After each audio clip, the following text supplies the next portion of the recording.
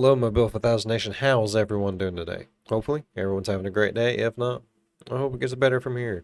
We are back with another Mr. Nightmare. This one is titled 3 Disturbing True Scary Stories. I'm excited to get into today's video. Hopefully, you guys are excited as I am. If you are, please go ahead, turn them lights down low, put on something comfy, cup with something special.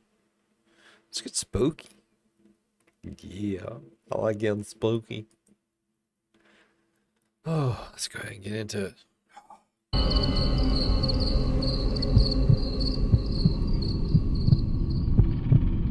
This happened a few months ago.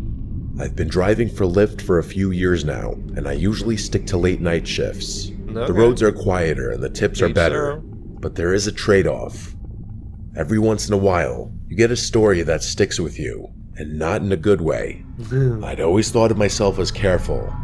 I've dealt with my fair share of odd passengers, but nothing, and I mean nothing, even came close to being as strange as what I'm about to tell you.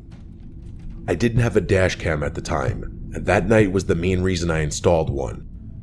It started off normal enough, just me and the odd sounds my car would occasionally make. I've got this beat up 2005 Volvo, but it's reliable as hell. The streets were quite literally deserted, which like I said earlier, I preferred. Sometime after 2 p.m., I got a request from a convenience store nearby. Seemed harmless at first, but for some reason, I got this weird feeling in my gut about it. You ever get that feeling like something's off, but you can't explain why? That's exactly what hit me as I drove up. To your gut. Before I even saw the guy, I figured out why I was getting that gut feeling. The convenience store I was pulling up to was closed. All the lights were off, and there was not a single car in the lot. As I pulled closer, I saw him. I made sure to drive pretty slowly so I could get a good look at him. He was pacing outside the store, wearing this ratty hoodie that looked like it hadn't seen a washing machine in years. I'm not kidding about that. There was literally a hole in the sleeve. His movements were jerky, like he couldn't stand still, and he kept glancing over his shoulder like he thought someone was after him. If I had to guess, he was on something. I probably should have just canceled the ride and driven away. I even hovered my finger over the cancel button, but I didn't for whatever reason. I unlocked the doors, and he slid into the back seat without a word. It happens. I regretted my decision the moment I took my foot off the brake. Most people either scroll on their phones or stare out the window, but not him. He just sat there, staring at me through the rearview mirror, not blinking, not looking away, just staring directly at me. I tried not to stare back, but I couldn't help but catch his eye a couple of times. He looked kind of angry, which was also pretty unsettling. I tried to ignore him and turned on the radio to break the silence. I don't even remember which station I clicked on, but the moment the music started playing, he snapped at me to turn it off. His voice was deep and a little raspy, and I could tell he was a smoker right away. Fucking weirdo. That kind of caught me off guard, and I jerked the steering wheel a little bit. I resisted the urge to look at him in the mirror and just did as he said, gripping the wheel a little tighter. I didn't say anything, and we drove in silence for a while.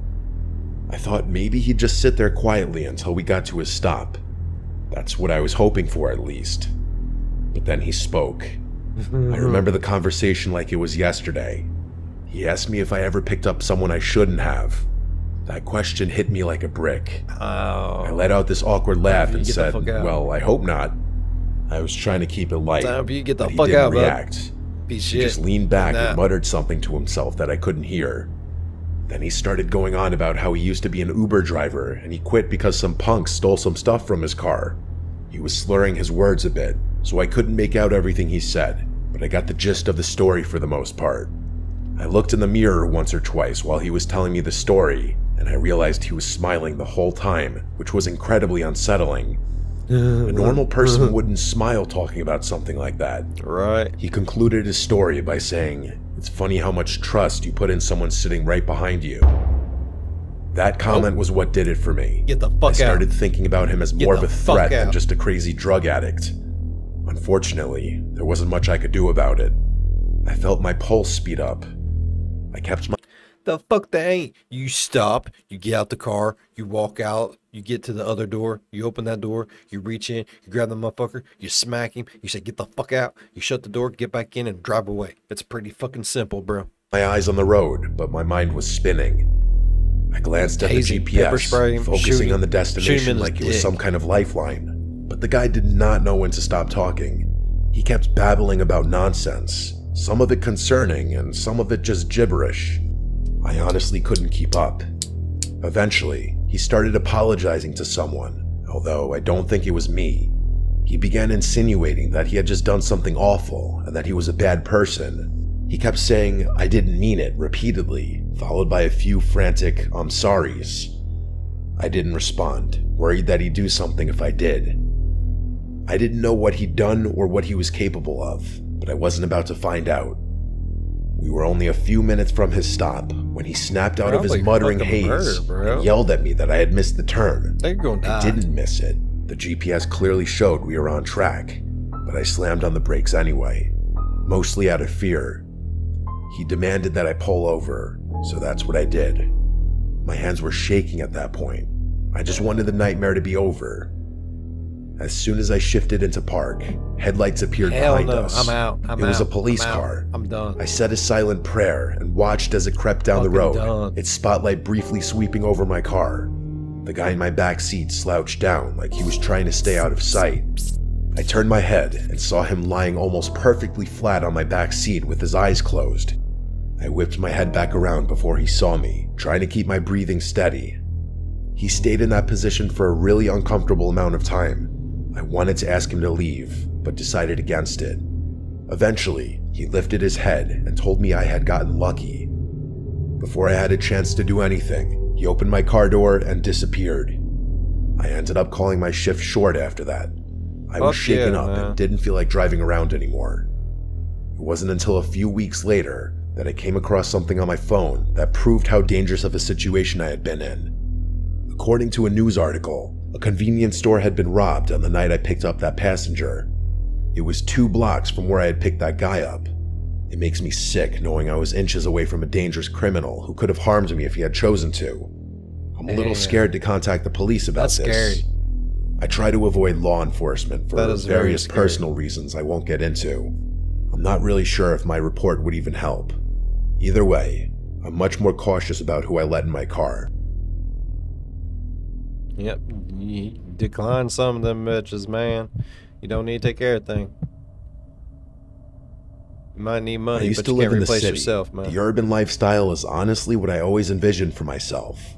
I'm not going to get into it, but after an extremely traumatic experience, I couldn't bear even the smallest noises. I began to hate Aw. noise in general. My That's psychiatrist told me I had developed a rare case of phonophobia. So that pins and needles feeling you get when your foot falls asleep. It's kind of like that, but in my chest. Always there, like my body was bracing for something that wasn't coming. Every car horn or slamming door felt like a jolt straight to my nerves. I couldn't keep living like that. About 3 years ago, I found a cabin buried deep in the Pacific Northwest. Hell yeah. I don't want to say exactly where it Bro. was for reasons you'll soon understand, Oh, but all well, I'll say fuck. is that it was somewhere in Oregon. It seemed perfect. Very few neighbors, no traffic, barely any cell service. What really sold me on it, though, was the lack of noise. It was just me and the peace and quiet.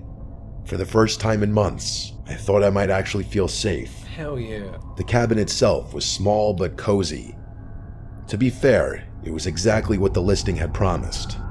You could tell it had been built to last, with thick wooden beams and a sturdy stone fireplace. It smelled like pine and old books when I first walked in. You know, that kind of earthy scent that's almost comforting. Oh, Think like one of those old cabin-style bed and breakfasts, for any of you who have gone skiing before. The fuck nearest yeah. neighbor lived about a 10-minute walk down a narrow dirt path. I didn't meet her right away, though. Oh, For the first few days, I just soaked in the silence. fucking heaven. I'd wake up to the sound of birds instead of sirens, and at night, the only thing I heard was the wind Birds? brushing through the trees. It I was like the love the whole sound world of had birds. pressed pause, and I could finally breathe again. I did all my work from my laptop, so there really was no need for me to connect with the outside world beyond that. About a week after I moved in, There was a knock at the door. The cabin obviously had no doorbell, so those knocks were something I'd have to get used to. I opened the door, expecting it to be my neighbor, and it was. It was a moderately old woman carrying a basket of preserves like she just stepped out of a Hallmark movie. She introduced herself as Michelle and told me she lived about 10 minutes down the trail, which didn't sound far at all until you factored in how dense the woods were. I mean, you could get turned around in there just looking for firewood. Yeah. She was in her late I'd 60s imagine. with oddly long gray hair and these piercing blue eyes that made you feel like she could see right through you. She wasn't rude That's exactly, creepy. more like blunt. She welcomed me Respect. to the woods and extended the basket toward me like she was expecting me to. I prefer someone to be blunt than like pussyfoot around about stuff. I don't like the pussyfooting around. I don't. It's Take it. I didn't really have much of a choice. She was practically shoving it in my face. I know it sounds hospitable, but her vibe seemed a little off, if that makes any sense. yeah. I grabbed it impulsively, but I admit I had never been treated that way by a neighbor before. It wasn't anything crazy, but it wasn't something I was used to. I thanked her as I took the basket, and she looked at me like she was expecting me to say something else. I honestly didn't know what else to say, so I just smiled. She kept staring at me awkwardly, which confirmed my suspicion that this woman didn't interact with a lot of people. Eventually, she Just spoke. waiting for you to ask She her said, if she would like to these come were in. her exact words, which I'll never forget. Always keep your lanterns full, your windows shut tight, and your wits sharper than your axe. It wasn't something a normal person would say to someone else. It was like she was reciting from a rule book. It honestly sounded more like a warning than advice. A I little bit. nodded, smiled, and turned to go back inside. After shutting the door, I stood there in silence, waiting to hear her footsteps walk away. She didn't walk away for a good 45 seconds, which was probably the strangest part about the whole interaction. Despite the weird That is vibe, creepy, bro. I did appreciate her kindness. She seemed reclusive, but not unfriendly. The kind of person who'd help you if you asked, but wouldn't go out of her way to pry. I told myself it was I'm nice to getting know itchy someone already. was close by, even if I didn't plan on needing her. I didn't uh, even bother looking in the uh. basket. I just set it down in the living room and forgot about it. There was a thunderstorm that night, which is extremely rare for Oregon, but it does happen. Yeah. I lit a few candles and curled up on the couch with a book, trying to ignore the fact that the power was flickering every few minutes. Some of you might find that kind of isolation scary, but I actually loved it. For some reason, my brain wasn't freaked out by the natural sounds of the thunderstorm. It was actually that specific storm which gave me that realization. I listened intently to everything outside, and it was, dare I say, soothing. But of course, that peaceful feeling didn't last. A few hours I after like the storm storms. started, They there was a soothe knock me. at the door They that soothe nearly me. made They me do, jump out of my 100%. skin. I love them. The more I chaos, say the knock, better. but it was really more of a banging. It was loud and Keep definitely them up, not but you natural. can't come in. Like whoever it was didn't care that it was pouring outside. My heart started pounding, and I began to feel that god-awful tingly sensation in my chest. After hesitating for a few seconds, I grabbed a flashlight and got up to check who it was. I looked through the little glass window pane next to the door. It was Michelle, soaked to the bone and clutching a flashlight. Poor I Michelle. opened the door. What you She doing spoke out, before I even had a sweetheart? chance to greet her. She blurted out that she saw someone near my woodpile and that I should know about it. I was beyond confused, but her words were incredibly concerning, and that took precedence. I stepped out onto the porch, shining my flashlight into the rain, but I couldn't see anything but trees. I asked her if she was sure, and she nodded. Her eyes kept darting to the woods like she was expecting someone to emerge from it any second. The whole thing was pretty freaky. I kept looking I'm around, itchy, but there wasn't man. much I could I'm make out itchy. between the darkness and the chaos of the storm. I'm fucking itchy. Before I could say anything else, she told me to be careful and began walking away without waiting for a response. I watched her head back down the path toward her cabin, clearly unfazed by the pouring rain. I stood there until the glow of the flashlight disappeared out of sight, and then I went back inside. The literal second I shut the door, I realized her story was riddled with holes. How could she have seen someone near my woodpile if her house was 10 minutes away? She must have been on my property to begin with. Why the hell would she be snooping around my cabin during a thunderstorm? Was she lying? It didn't sit right with me, but marching over to her house in the middle of a thunderstorm was the last thing I was going to do. Right. Still, I had Stay to do home. something. Keep your door locked. I locked up the cabin as securely as I could and sat in my room, There you go. listening. There you go. The storm started to die down after a while, but I still felt pretty uneasy. A few more hours passed without incident, so I decided that it was probably safe to go to sleep. Yeah. Plus, you're out in the middle I can't of nowhere. remember I'd be exactly what scared time it shitless was, right now, bro. but sometime after midnight, I woke up to the sound of a branch snapping just outside my bedroom window. I'm a really light sleeper, so I was 100% positive it was a branch snapping me and again, not Margaret. something else. I froze in place for a few tense seconds, listening. Eventually, I crept to the window, half hoping I wouldn't see anything. At first, I didn't, but then I spotted her. Michelle. She was standing at the edge of the woods, her body angled away from my house. I could tell it was her because her hair was so long and disheveled. I strained to make out more, but being as there was only moonlight to help me see, Michelle, what the it fuck was is no wrong use. with you? I saw her beginning to turn around, I'd shoot her. so I ducked beneath the window before she could catch me looking at her. I stayed crouched there for what felt like forever. When I finally mustered the courage to peek again, she was gone. I genuinely didn't know what to do. I hadn't exactly pegged her as dangerous, just weird. Shoot her. But at that point, I was having second Move, thoughts. move, shoot her. Either Didn't way, I'd make shoot her and sense. move. Why would she try and warn No me matter earlier which if order. she was the one poking around? I didn't sleep for hours. I was pretty dead set on just staying up until sunrise. A few hours passed, and I was starting to get tired. As I finally began letting my guard down, there was a knock at the door. It wasn't like the banging from earlier. It was actually kind of quiet. Still, I wasn't going to get up under any circumstances. Done with that Pins and shit. needles started up again as I quietly made my way over to the door. I took an inconspicuous glance through the pane and froze in horror. It wasn't Michelle. It was a burly-looking bald guy with a thick beard. I had to fight every bone in my body not to yell out in fear. The situation instantly went from a 6 to a 10. As quietly as I could, I retreated to my bathroom, locked the door, and called the police. As I was on the phone with them, I started to hear banging on the front door, like someone was repeatedly smashing it with a heavy object. The operator told me help was on the way and instructed me not to hang up. I sat there more terrified than I'd ever been in my entire life. Eventually, the front door gave way, and I heard it crash open. I genuinely thought I was going to die. That man, whoever he was, started smashing things in my cabin. At least, that's what it sounded like. All I could hear was the sound of glass breaking and wood splintering. I didn't dare make a sound. Luckily, that man didn't seem to look for me, because I never heard his footsteps leave the living room. Eventually, the smashing sound stopped, and I was sitting in complete silence again. I had been fighting off a panic attack the whole time. To my surprise, the police actually arrived pretty quickly, but not soon enough to catch that guy in the act. He was long gone. I pleaded with the officers to help me out, but they were downright useless. They did a pathetic search of the surrounding property, but that was it. They wouldn't even agree to Wishful search thinking, the huh? woods, saying that it was too dense and they were unlikely to find him there anyway. I begged them to accompany me to Michelle's house at least, which they agreed to. When we got to her property, my jaw literally dropped. The entire cabin was abandoned. The cops confirmed this and said no one had lived there in decades. I told them they had to search it for squatters, but they told me there was no reason for them to do that. They tried to tell me that there was no clear signs of habitation, so it would be a waste of time. I damn near lost my mind when I heard them say that.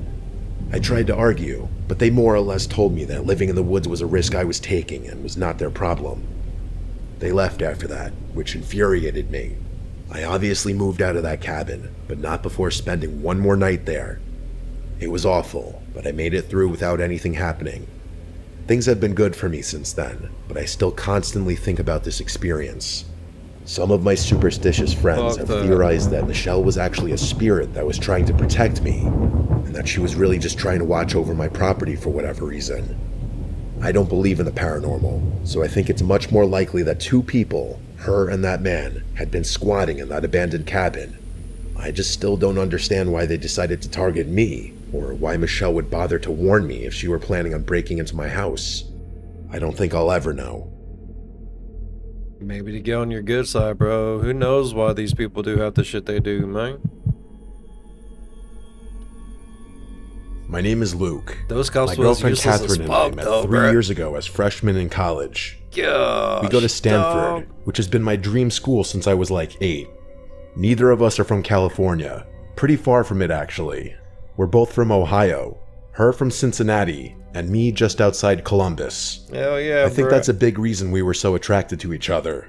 I think people from similar areas are naturally drawn to each other for whatever reason. Hell yeah. Stanford's not a huge school, but most of the student body is originally from California, so us being from the Midwest definitely differentiates us. One of the traditions we've created is how we split Christmas It's not between your our favorite, families. for sure. Not very Catherine's many popular Ohioans amongst there, my probably. relatives, so her presence is always appreciated and welcomed. Excuse me. Damn near expected at this point. Since her house is just a 2-hour drive from mine, we decided early on to spend Christmas Eve with my family, who celebrates Christmas Eve night, and then drive through the night to her house for Christmas Day. Until I met her, I didn't realize that most families celebrate Christmas the day of, not the night before. Oddly enough, my favorite part of the holiday isn't Christmas Eve or Christmas Day though, it's that late night drive. It's become its own little tradition, something we both look forward to every year. The first time we did it still remains one of my favorite memories with her. Because of where I live, the quickest route from my house to hers doesn't take us on a major highway. Most of the route is quiet back roads, just fields, trees, and the occasional distant farmhouse. It's always really late at night when we do it, so in combination with the secluded route, we rarely encounter any other cars. It feels like the world is asleep, and we have it all to ourselves. Don't laugh, but we always blast Juice WRLD during the drive. His music has been a shared obsession since we met. I know his music is a little cringy, but something about singing the lyrics together is really special. It's like we're in sync. Fucking Juice WRLD. This past Christmas Eve started like any other. After a wholesome night with my entire extended family, we packed up my car around midnight and hit the road. The snow was falling lightly, and the roads were deserted as expected. With the music and heat cranked up, everything felt perfect. That all changed in an instant though. What I'm about to describe to you is still one of the most unsettling things I've ever experienced. Probably the most unsettling thing. I was driving along when the music was interrupted by my phone ringing. I glanced down, a little irritated that I'd be getting a call this late. It was an unknown number. I ignored it without thinking. Probably a scam call. Those things are constant these days. Catherine made a joke about how committed those call center guys must be making calls on Christmas. I laughed in agreement, and that was that. But then, a few minutes later, my phone rang a second time. I again looked down and saw that it was another unknown number, probably the same one as before. I sighed, irritated, but let it go to voicemail. Catherine glanced at me and raised her eyebrow, but didn't say anything. I tilted my phone towards her to show her that it was an unknown number, and she said, "That's so weird," with a confused look. I didn't respond. You don't Instead, really get just shrugged many my unknown numbers shoulders. on cell phones anymore. The music eventually resumed, and I tried to take my mind off the phone calls. But of course, not 2 minutes later, my phone rang again. I was pissed at that point, cursing under my breath as I fumbled wildly for my phone. I snatched it from the console and swiped aggressively across the screen, ready to tell whoever it was to screw off for spamming my phone. I could tell I startled Catherine, as her body tensed up with my sudden movements. In hindsight, I probably overreacted, but I was sick of being harassed. I basically barked hello into the phone with as sharp a tone as I could muster. I expected the scam script to begin, but I was instead met with silence. I turned up the volume in my car and immediately picked up on a faint static coming from the other side of the line. I was about to hang up when a man's voice spoke. The voice didn't belong to anyone I knew. "Hello, Luke." I was so caught off guard I nearly swerved off the road. I couldn't speak. I felt my whole body starting to itch, which always happens to me when I'm nervous. Before I could respond, the man continued. He started reciting personal information, my full name, my address, details about my life that no stranger should know, details that no stranger could know. My mind was racing, trying to make sense of it. I wanted to pull over on the side of the road, but I kept driving like I was in some kind of trance. I considered shouting at him, but decided that anger wasn't the best resource in a situation like this. He knows everything about you. After he paused for a few tense moments, I finally spoke. I asked him what he wanted in a steady voice, trying to hide the fear I was feeling. The voice paused before delivering the words that made my blood run cold. He said that he wasn't here for me, that he was here for Catherine. Hearing my girlfriend's name was about 100 times more terrifying than hearing my own. Why? And the What? horrified expression on her face told me that she was just as shocked as I was. I blurted out that I didn't know a Catherine, that he must have the wrong number. The man chuckled before saying, "She's sitting right next to you." That was too much for me. I pulled over on the side of the road. I had no choice. My hands were literally shaking in fear. I was about to say something when Catherine reached into my lap in one fluid movement and hung up the phone. Just like that, I literally screamed in her face, demanding to know why she hung up on a stranger that was making personal threats towards us. She didn't answer, just looked at me with wide, fearful eyes. I desperately tried to call the number back, once, twice, 3 times, but it never went through. Catherine told me to keep driving, which I ultimately did, but not before questioning her.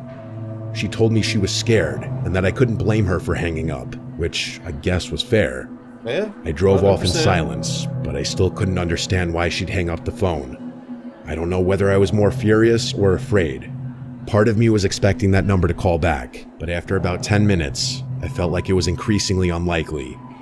At one point, I looked over at Catherine and saw tears in her eyes.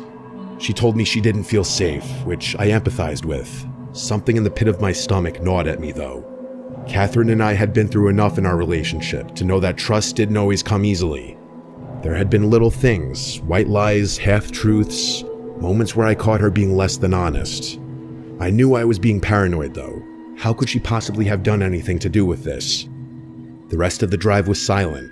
I didn't play the music again, and neither of us spoke. My mind was still spinning with a million unanswered questions. Who the hell was that guy? How did he know so much about me? Maybe a fling? Only my family knew where we were driving that night, and they'd never pull a stunt like this. I was 100% sure of it. I couldn't think of another explanation, though. Even when we finally pulled into Catherine's driveway, I didn't feel much better.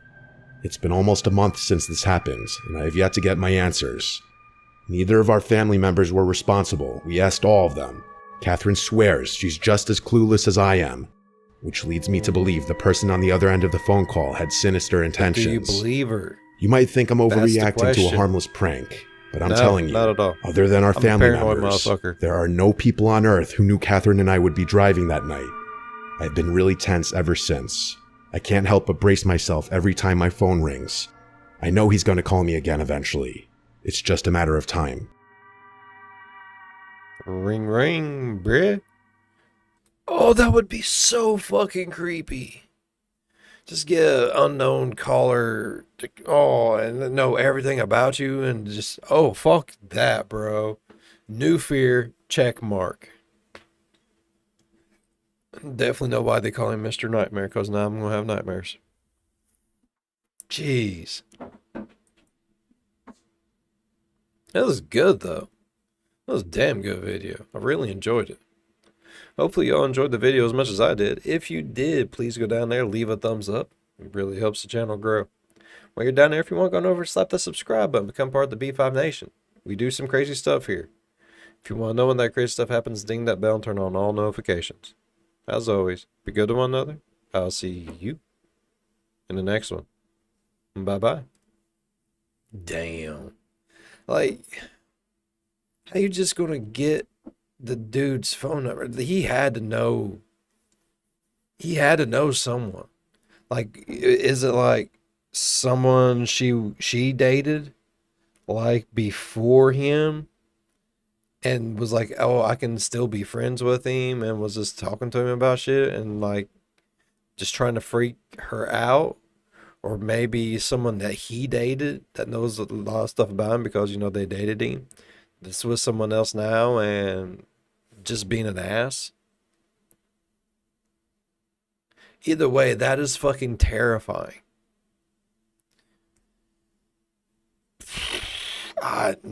Terrifying. No, I'd be done. I'd be out. I'd burn it all to the ground.